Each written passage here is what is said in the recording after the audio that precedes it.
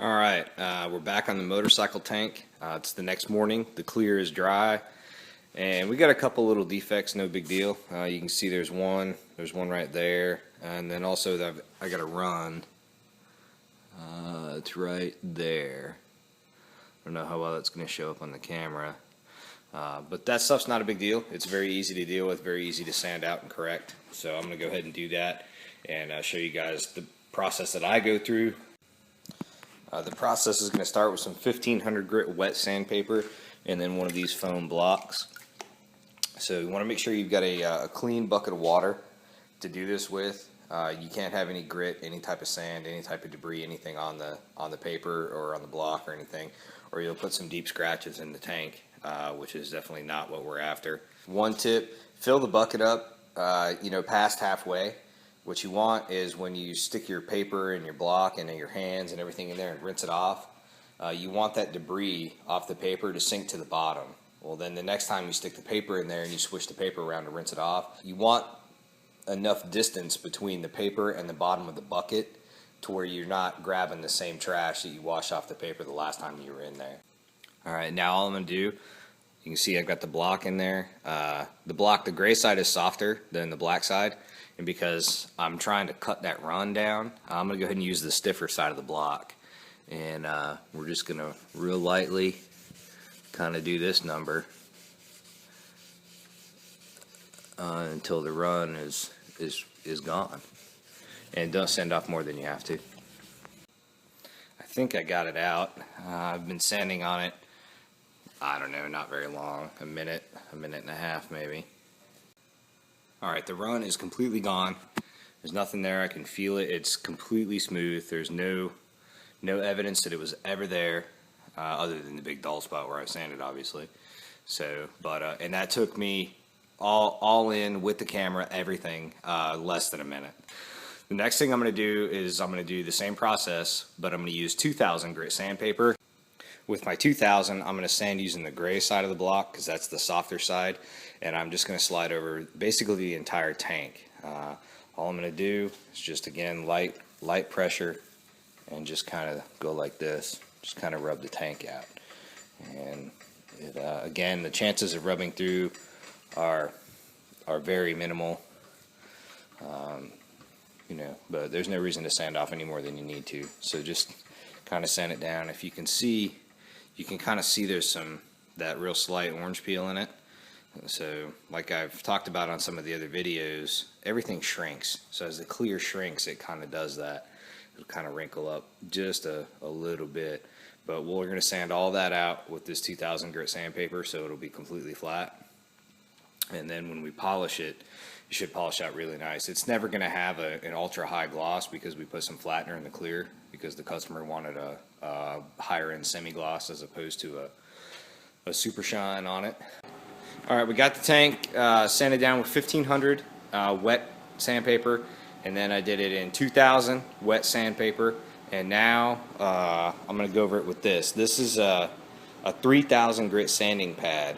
You can see it's got a little bit of thickness to it. It goes on a DA, and we'll sand it with that next. The reason I'm doing that is the tank has got so many curves and little grooves and body lines and things like that.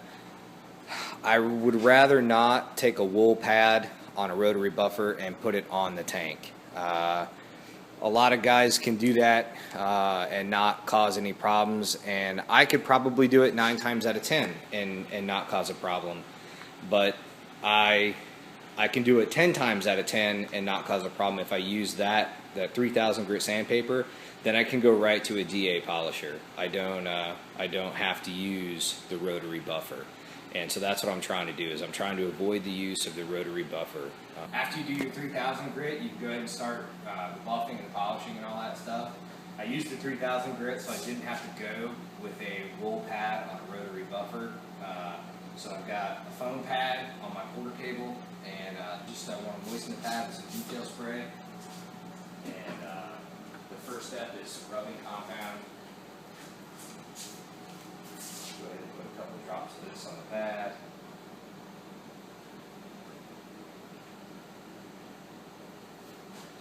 And then before you get going, take a wipe off and just wipe off your tank. Get your 3,000 grit dust off of there as best you can.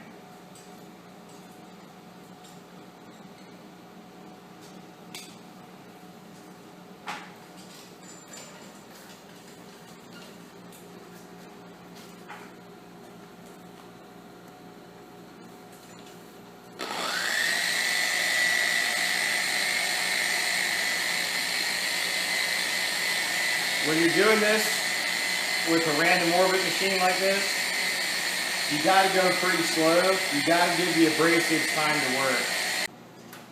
So I ran over it with the rubbing compound and a fairly aggressive pad. Right here you can see the difference in the tank from there to over here where it's just been sanded. And the next step is just a less aggressive pad and some less aggressive compound. And I put this piece of tape on here, so I'm going to do from here up so you'll be able to see the difference between just buffing or just a rubbing compound and then a polishing compound, which is what I'm doing right now.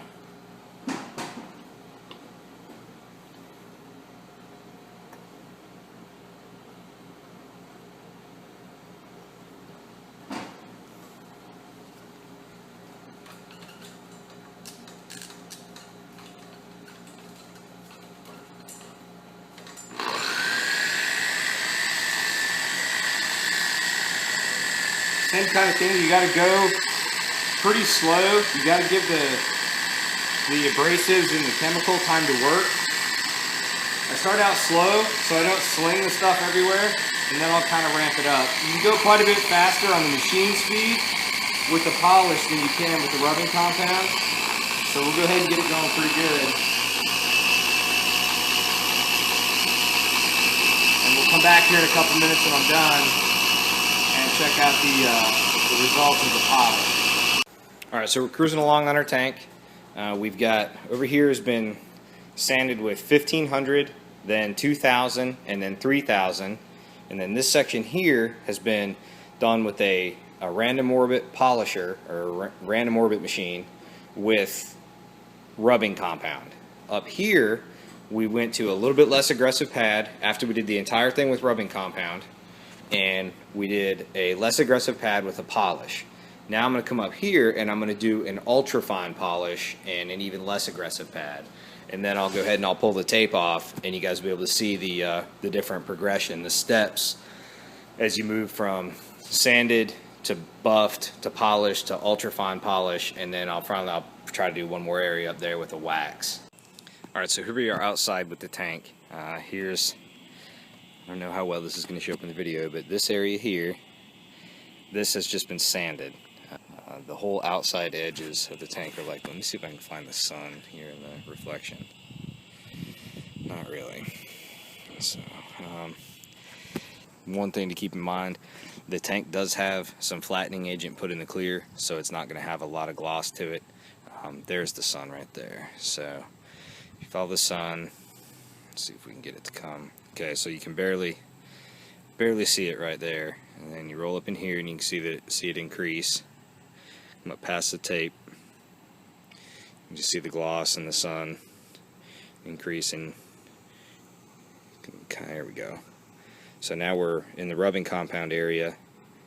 Can kind of see the sun and the clouds. Now we've polished it so you can see the sun and the clouds better. Here's an ultra fine. And then up here is with wax. So that's the progression. If you just watch that clarity of that reflection, and then I don't know if they'll show up on the camera, but there's as you move over here, yeah, I think that's pretty obvious. Like down here, there's some halos, some spider webbings, swirl marks, whatever you want to call them, around the sun. Here, there's almost none. Here, there is none, and then here it looks really good. Alright, the tank is done. It has been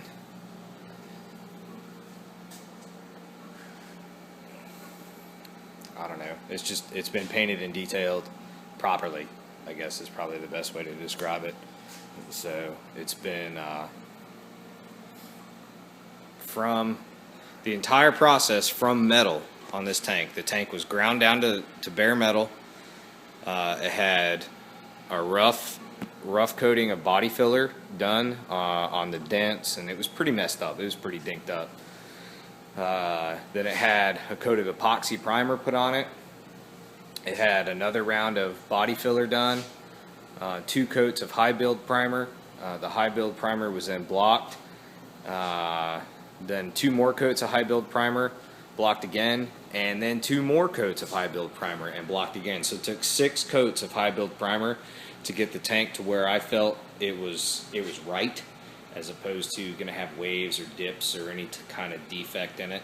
So after that, we did 3 coats of a black paint that is just black, no other toners, no other colors at all, just black.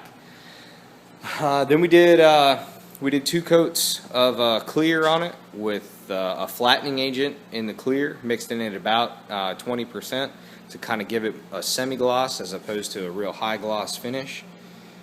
After we did that, we let it sit overnight. It dried. We sanded the tank down with 1500 sandpaper and water, so a wet sand with 1500. Then we did a wet sand with 2000. Then we did a dry sand with 3000. Then we ran over it with our random orbit polisher using a fairly aggressive pad and some rubbing compound.